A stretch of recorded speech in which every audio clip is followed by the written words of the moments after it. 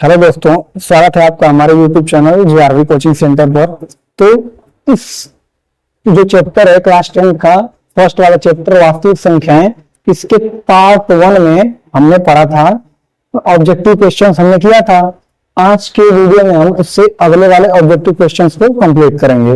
तो यहाँ पर क्वेश्चन दिया है, दो संख्याओं का गुणनफल 41 से 60 है, यदि उनका मौसा 37 है तो उनमें बड़ी संख्या ज्ञात कीजिए। यानी कि बड़ी संख्या क्या होगी। तो आइए देखते हैं, जब भी इस फॉर्म का दिया है कि उनका मौसा 37 हो या फिर कुछ भी हो, अगर हमें मौसा देता है सॉल्यूशन में हम लिखेंगे उनके साथ कोई चर लगा देंगे गुणे के फॉर्म में। जैसे इसको अगर मौसा दिया है तो पहले हम लिखेंगे कि माना संख्याएं 37A तथा 37B हैं। जब भी हमें ऐसा क्वेश्चन मिलता है और उनका मौसा दिया रहता है, कोई संख्याओं का बोल देगा कि उनका गुणनफल इतना है और उनका मौसा इतना है, तो मौसा को हमेशा जो भी मौसा देगा उसको और उसके साथ में कोई अचर मौसा को उसके साथ में ए और बी जोड़ेंगे, या फिर जोड़ेंगे मतलब गुणा के फॉर्म में लिखेंगे, या फिर आपका मन करे तो आप यहाँ पर x और यहाँ पर y भी लिख सकते हैं। किसी का मन करे यहाँ पर m और यहाँ पर n भी लिख सकता है, यानी उसके साथ कोई चर लगा देंगे गुणे के फॉर्म में। ठीक, तो हमेशा इसे ऐसा इस फॉर्म में लिख लेंगे।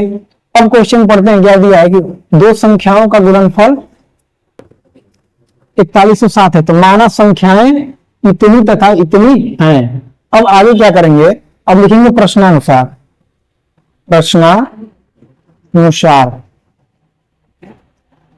प्रश्नानुसार क्या लिखेंगे, तो मैं लिखता हूं संख्या ये माना हो 37A और 37B, तो इसको लिखेंगे 37A गुणे 37B। इन दोनों को गुणनफल कितना दिया है, 4107 दिया है। अब क्या करेंगे, A गुणे B और 37, यहां पर 37 को इधर भेजेंगे, 41/7 है, गुणे में 37 और यहां पर भी गुणे में 37। इनसे जब ये काटेंगे तो 111 आएगा। फिर इससे जब ये काटेंगे तो A इंटू B बराबर आ जाएगा 3। अब इसके आगे देखते हैं,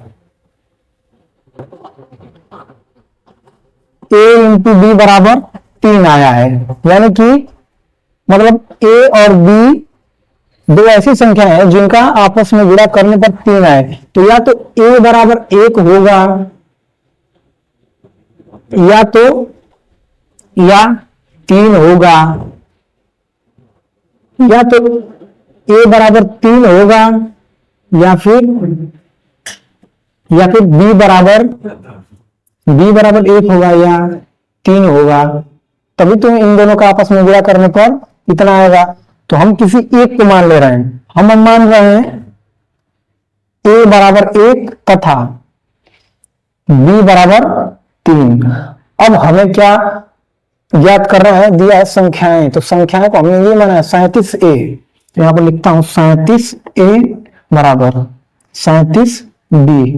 पहली संख्या ये है, दूसरी संख्या ये है, तो अब A का मान 1 है, तो यहां पर रखिए 37 गुणे में A बराबर आ जाएगा 37, और दूसरी संख्या क्या मान है 37B, और यहां से B का मान रखिए, तो 37 गुणे में 3 करेंगे तो हमारा आंसर आएगा 111।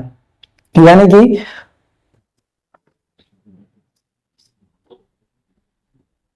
फाइनली हमारा आंसर आ जाएगा, सबसे बड़ी संख्या पूछा है, सबसे बड़ी संख्या।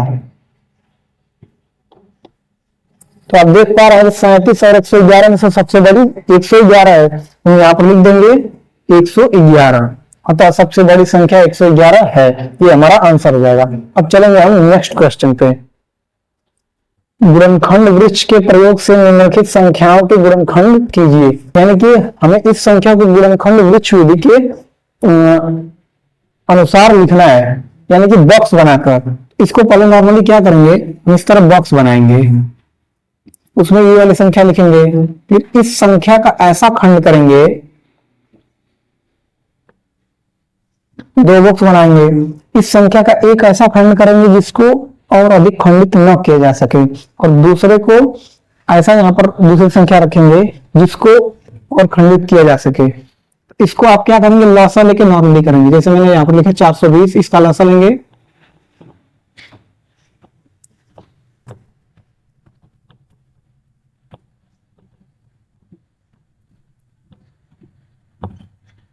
ऐसे कर देंगे।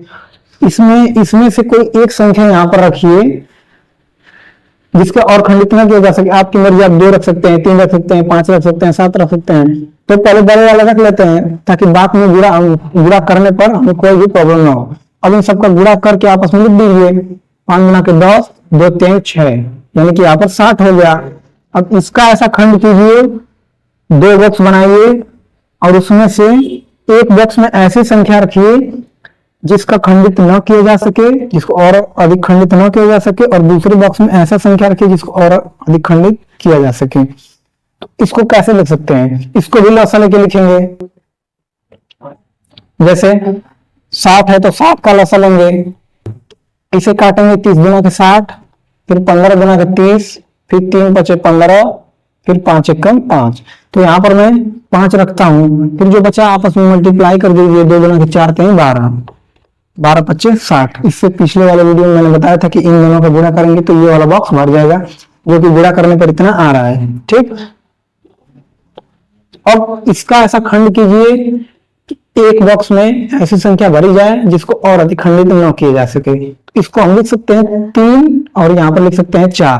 तभी तो 3 और 4 का गुणा करेंगे तो 12 आ जाएगा। फिर इस 4 बच रहा है, ये और खंडित हो जा रहा है, इसको भी खंडित करेंगे। इसको मैं यहां पर लिख रहा हूं, तो 4 लिखा है, 4 को और खंडित कर सकते हैं, 4 को लिख सकते हैं 2 और एक बॉक्स में लिख सकते हैं 2, यानी कि 2 का 2 में मल्टीप्लाई करेंगे तो 4 आ जाएगा।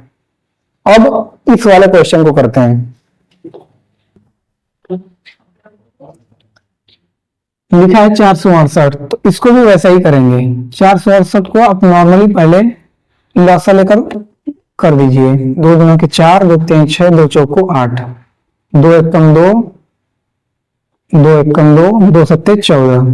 फिर इसको काटेंगे, 3 से काटेंगे, 3 त्रिके 9, 3 9 27। फिर 3 से काटेंगे, 3 एकम 3, 3 त्रिके 9, फिर 13, 1 आ जाएगा। इसके लिए भी बॉक्स बनाएंगे, तो इसको लिख सकते हैं ऐसे, क्वेश्चन दिया है, आप एक स्टेप और बढ़ा दीजिएगा यार, चूंकि यहाँ पर जगह नहीं है।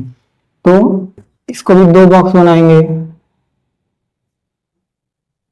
एक बॉक्स में ऐसा संख्या भरिए जिसको और अधिक खंडित न किया जा सके, और इसमें ऐसा भरेंगे जिसको अधिक खंडित किया जा सकता है। इसको पहले खंड में ऐसे तोड़ लिए, फिर इनमें से जो आपको बड़ा सा लग रहा है जिसको और अधिक खंडित न किया जा सके उसको पहले भर लीजिए। इनमें से सबसे बड़ा 13 है, 13 को और अधिक खंडित नहीं किया जा सकता है, तो 13 को भर लिया। बाकी सब जो बचा उनका मल्टीप्लाई करके यहाँ पर छाप दीजिए। क्या बचा, 2 गुना के 4, 3 12, 12 3 36 हो जाएगा, तो यहाँ पर 36 भर लेंगे। अब 36 को ऐसा खंड करेंगे कि एक बॉक्स में ऐसी संख्या है जिसको और अधिक खंडित न किया जा सके। तो हम जानते हैं कि 2 का 18 में गुणा करेंगे तो 36 आ जाएगा। फिर इस 18 को अब ऐसा खंड करेंगे, एक बॉक्स में ऐसी संख्या है जिसको और अधिक खंडित न किया जा सके। इसे हम लिख सकते हैं 3 6 18। ठीक, फिर 6 को ऐसा खंडित करेंगे कि एक बॉक्स में ऐसी संख्या है जिसको और अधिक खंडित न किया जा सके। एक बॉक्स में लिख सकते हैं 2 और एक बॉक्स में लिख सकते हैं 3। आपकी मर्जी, आप इस 2 और 3 को आगे पीछे कर सकते हैं। ठीक, अब चलते हैं नेक्स्ट क्वेश्चन पे। 1008 को खंडित करना है, तो इसको भी क्या करेंगे, हम बॉक्स बनाएंगे, 2 बॉक्स यहां पर बनाएंगे और लॉसा लेकर कर लेंगे। लॉसा इसलिए लिया जा रहा है ताकि समझने में आसानी हो कि इस बॉक्स में क्या आएगा और इस बॉक्स में क्या आएगा। अगर कोई बड़ी संख्या हो, मैं आपसे पूछ दूं कि इसको ऐसा खंड कीजिए, कोई एक भाग जिसको और अधिक खंडित ना किया जा सके और दूसरे भाग को खंडित किया जा सके, तो ये समझना मुश्किल हो जाएगा, इसलिए इसे लॉसा लेकर आसानी से किया जा सकता है। तो मैं लिखूंगा 2 पच्चे 10, 2 चौके 8, फिर 2 दुना के 4, 2 पच्चे 10, 2 दुना के 4, फिर 2 एकम 2, 2 दुना के 4, 2 छक्के 12, फिर 2 छक्के 12, 2 तिहाई 6, फिर 3 दुना के 6, 3 एकम 3, फिर 3 सत्ते 21, फिर 7 एकम 7।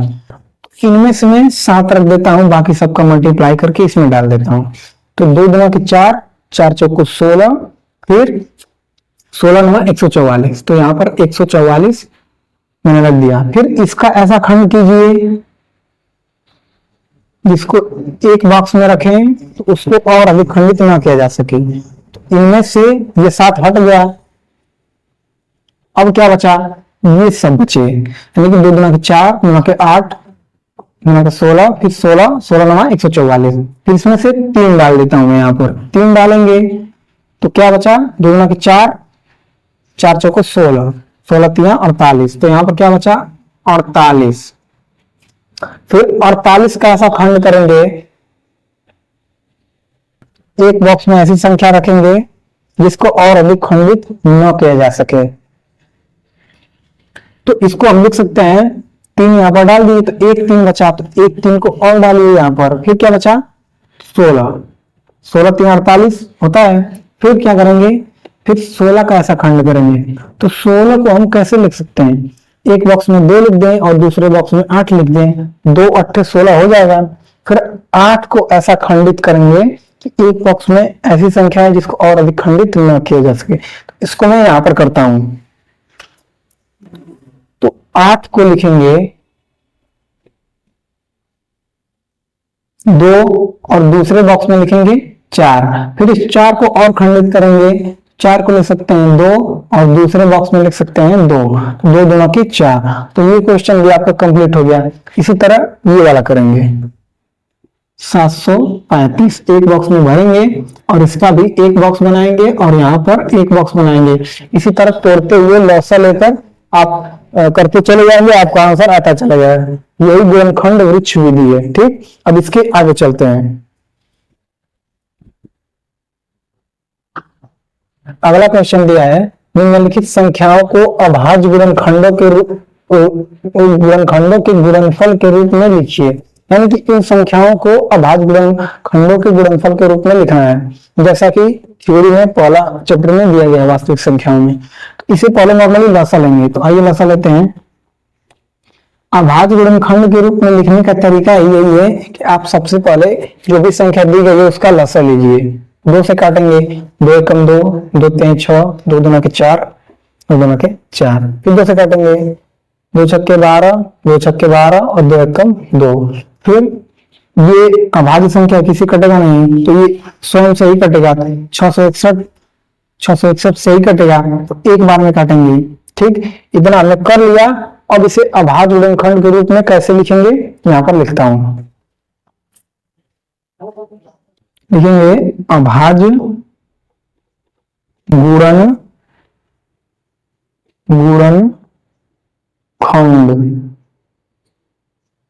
के रूप में लिखने पर, अभाज्य गुणनखंड के रूप में इसको लिखेंगे तो पहले लिखेंगे 26 44, जो दिया वो भी लिख लेंगे। फिर जो हमने किया था वो था 2 गुणे 2 गुणे 661, इस फॉर्म में लिख दीजिए। या फिर अगर आप चाहें तो 2 2 बार है तो इसको ऐसा भी लिख सकते हैं, 2 की पावर 2 और गुणे में 661। ऐसे भी आपका मर्जी, ऐसे लिखिए या फिर ऐसे लिखिए, दोनों आंसर सही है। अब आते हैं इस वाले क्वेश्चन पर। यहाँ पर दिया है 73 25, इसको भी नॉर्मली लसा लेकर ही करेंगे। 73 25, तो इसको लसा लेंगे, 5 से काटेंगे, तो 5 से काटेंगे, 5 एकम 5, 5 को 20, 5 छक्के 30 और उसके बाद 5 पच्चे 25। फिर इसे 5 से काटेंगे, 5 गुना के 10, 5 9 45 और 5 3 15। फिर 293, ये भी अभाज्य संख्या है, ये किसी से नहीं कटेगा, तो ये स्वयं से कटेगा। 293 को 293 में भाग देंगे तो 1 आएगा। ठीक, तो इसे भी अभाज्य गुणनखंड के गुणनफल के रूप में लिखा जा सकता है। तो हम लिखेंगे अभाज्य गुणनखंड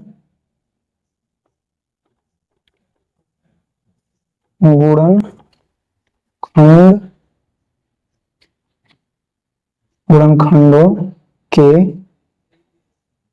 रूप में लिखने पर, तो लिखेंगे 7325 को लिखेंगे 5 गुणे 293, या फिर आप चाहें तो इसे ऐसा भी लिख सकते हैं 5 की पावर 2, चूंकि 5 दो बार गुणे के फॉर्म में है, तो 5 की पावर 2 और गुणे में 293। ठीक, इतना हो गया। अब आगे चलते हैं। अगला क्वेश्चन दिया है 20,570, तो इसको भी पहले खंड करेंगे। 20,570, तो 20,570 का करेंगे तो पहले इसे 2 से काटेंगे। 2 से काटेंगे, 2 एकम 2 0, फिर 2 गुना के 4, फिर उसके बाद 2 8 16, 2 5 10, फिर उसके बाद 5 से काटेंगे, फिर 5 गुना के 10, फिर 0, फिर 5 5 25, 5 7 35, उसके बाद इसे फिर 11 से काटेंगे तो 11 एकम 11, फिर 11 8 88, फिर 11 7 77, फिर इसे 11 से काटेंगे 11 एकम 11, 7 बचेगा 11 7 77, फिर इसे 17 से काटेंगे तो 17 एकम 17। इस तरह हमने लसा ले लिया। अब इसे अभाज्य गुणनखंड के फॉर्म में लिखना है, तो जैसे पिछली बार मैंने लिखा था उस तरह इस बार भी लिखेंगे। तो लिखेंगे अभाज्य गुणनखंड, इसे पिछली बार मैंने लिखा था उस तरफ आप देखकर लिख सकते हैं, गुणनखंड के रूप में लिखने पर। तो लिख सकते हैं इसे 2 गुणे 5 गुणे 11 गुणे 11 गुणे 17, और किसके बराबर है 20,570 के। तो 20,570 बराबर लिख देंगे 2 गुणे 5 गुणे 11 गुणे 11 गुणे 17। अब चाहे तो 11 की पावर 2 भी लिख सकते हैं। ठीक, अब आगे चलते हैं। लिखा है यहाँ पर 87, 49 और 44 साथ में ही है, तो लिखेंगे 87, 49 और 44। सबसे पहले इसे 2 से काटेंगे। 2 से काटेंगे, 2 चौके 8, 2 तिहाई 6, 2 सत्ते 14 और 2 चौके 8, उसके बाद 2 सत्ते 14, फिर 2 गुना के 4, फिर 2 से काटेंगे 2 गुना के 4, 2 एकम 2, उसके बाद 2 अट्ठे 16, उसके बाद 2 सत्ते 14, उसके बाद 2 तीन 6, फिर 2 छक्के 12, फिर 2 से काटेंगे 2 एकम 2, फिर 0, फिर 2 9 18, फिर उसके बाद 2 तीन 6, फिर उसके बाद 2 छक्के 12, फिर उसके बाद 2 अट्ठे 16, फिर 2 से काटेंगे 2 पच्चे 10, फिर उसके बाद 2 चौके 8, फिर उसके बाद 2 छक्के 12, फिर उसके बाद 2 अट्ठे 16, फिर उसके बाद 2 चौके 8, फिर 2 से काटेंगे 2 गुना के 4, 2 सत्ते 14, 2 तिहाई 6, 2 चौको 8, फिर 2 गुना के 4, फिर 2 से काटेंगे 2 से काटेंगे तो हो जाएगा 2 एकम 2, 2 तिहाई 6, फिर उसके बाद 2 छक्के 12, 2 सत्ते 14, 2 एकम 2। चूंकि ये बहुत बड़ी संख्या है इसलिए इतना लंबा प्रोसेस जा रहा है। अब यहाँ पर जगह न होने के कारण इस चीज को मैं यहाँ पर लिखता हूं।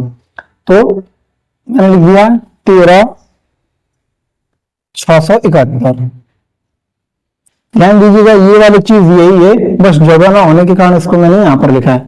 3 से काटेंगे 3 चौके 12, उसके बाद 3 पचे 15, उसके बाद फिर 3 पचे 15, उसके बाद 3 सत्ते 21, फिर 3 से काटेंगे तो 3 एकम 3, उसके बाद 3 पचे 15, उसके बाद फिर काटेंगे 3 एकम 3, फिर उसके बाद 3 9 27, फिर इसे काटेंगे 7 से काटेंगे 7 गुना के 14, फिर उसके बाद सात गुना के, सॉरी 7 एकम 7, फिर इसके बाद 7 सत्ते 49, फिर इसे काटेंगे 7 से तो कटेगा 7 त्रिके 21, फिर 7 एकम 7, फिर उसके बाद काटेंगे 31 से, तो 31 से काटेंगे तो 31 का 31 में भाग देंगे 1 आएगा, यानी कि इसका हमने किया इतना बड़ा आया। अब इसे लिखेंगे कैसे वो अभी बताता हूं। अभाज्य गुणनखंड के रूप में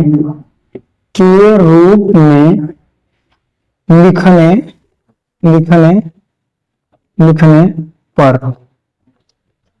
तो जो संख्या लिखा है इसको पहले लिखेंगे 87, 49 और 44, इसे बराबर में लिख के जो हमने पीछे किया था तो उसको इतनी बार लिखने से अच्छा है कि 2 के पावर 6 गुणे 3 के पावर 2 गुणे 7 के पावर 2 गुणे 31, इस तरह से लिखा जा सकता है और यही इसका आंसर हो जाएगा। ठीक, अब आगे चलते हैं। अब यहाँ पर क्वेश्चन है 945 और 650, इन दोनों क्वेश्चन को आपको हमें कमेंट बॉक्स में बताना है। तब आज के लिए बस इतना ही, मिलेंगे नेक्स्ट पार्ट में, इसके पार्ट 3 में, ये पार्ट 2 है और इसी तरह वीडियोस आती रहेंगी। तो हमारे चैनल को सब्सक्राइब करें, इस वीडियो को लाइक करें, अपने दोस्तों में शेयर करें। तब तक के लिए जय हिंद, जय भारत, थैंक यू।